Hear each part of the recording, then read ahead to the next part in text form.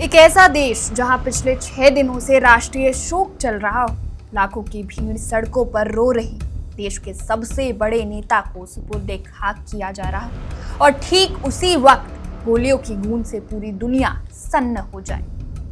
इतना ही नहीं, दफन रस्म खत्म होने के कुछ ही घंटों बाद उस देश के सबसे सुरक्षित माने जाने वाले परमाणु संयंत्र के पास रहस्यमयी धमाके होने लगे। जी हाँ, इस वक्त पूरी दुनिया की नजरें ईरान पर टिकी है, जहां पूर्व supreme leader Ayatollah Ali Khamenei की अंतिम विदाई के बीच एक तरफ सुरक्षा में बहुत बड़ी चूक हुई है, तो दूसरी तरफ पूरा दक्षिणी ईरान धमाकों से दहल उठा है। लेकिन सबसे बड़ा सस्पेंस ये है कि इन धमाकों के पीछे है कोई जिम्मेदारी नहीं ले रहा है। अमेरिका कह रहा है कि ये हमने नहीं किया, तो वहीं इजराइल कह रहा है कि हम तैयार बैठे हैं।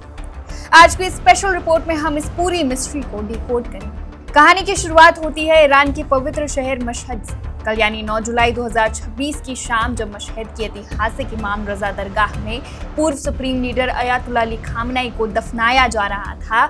आपको बता दें कि खामनेई की मौत इसी साल फरवरी में युद्ध की शुरुआती कार्रवाई के दौरान हुई। कई महीनों बाद 6 दिनों तक चले एक बेहद भव्य और राष्ट्रीय शोक कार्यक्रम के बाद उन्हें सुपुर्दे खाक किया जा रहा था।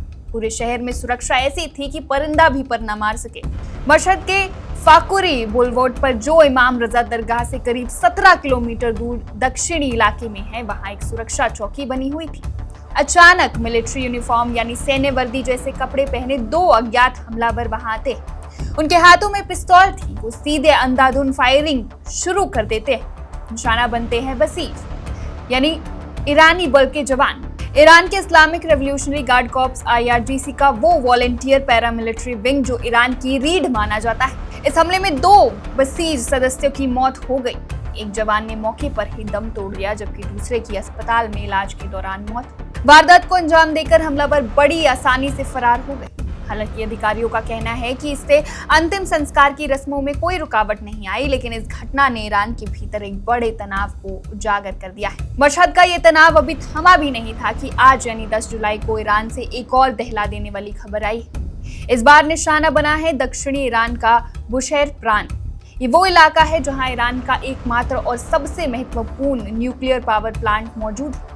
खामनेई को दफनाए जाने के महज कुछ ही घंटों बाद इस बेहद संवेदनशील इलाके में एक के बाद एक कई जोरदार धमाके सुने गए।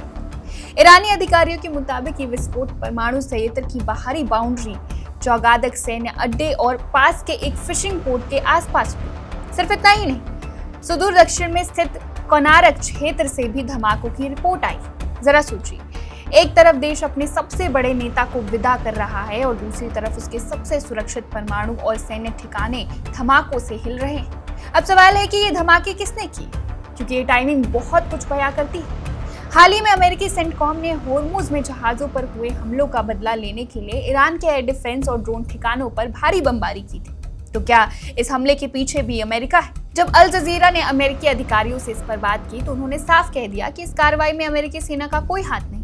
खुद ईरान ने भी अभी तक किसी देश पर खुलकर आरोप नहीं लगाया है और ना ही किसी आतंकी संगठन ने इसकी जिम्मेदारी ली। लेकिन राजनीति के गलियारों से बयान बेहद तल्ख आ रहे हैं। अमेरिकी राष्ट्रपति डोनाल्ड ट्रंप ने साफ शब्दों में कह दिया है कि ईरान के साथ जो युद्ध विराम था वो अब खत्म हो चुका है। ट्रंप के मुताबिक ईरान से बातचीत करना अब सिर्फ समय की बर्बादी। वहीं दूसरी तरफ इजराइल के रक्षा मंत्री इजराइल कैट्ज ने भी जल्दी आग में घी डालने का काम किया है। उन्होंने कहा कि अगर ईरान ने तनाव बढ़ाने की कोशिश भी की, तो इजरायली सेना ईरान पर अब तक का सबसे भीषण और बड़ा हमला करने के लिए पूरी तरह तैयार है। तो कुल मिलाकर तस्वीर ये है कि ईरान इस वक्त चौतरफा संकट में घिरा है। अंदरूनी तौर पर सुरक्षा में चूक हो रही है, जवान मारे जा रहे हैं और बाहरी तौर पर परमाणु संयंत्रों के पास धमाके हो रहे हैं। जब युद्ध के मैदान में हमले हो रहे हो लेकिन कोई भी उसकी जिम्मेदारी लेने को तैयार ना हो, तो समझ जाइए कि ये तूफान के आने से पहले की खामोशी। ये रहस्यमय धमाके इशारा कर रहे हैं कि मिडिल ईस्ट की ये जंग अभी थमने वाली नहीं है, बल्कि एक और बड़े महायुद्ध की तरफ बढ़ रही है।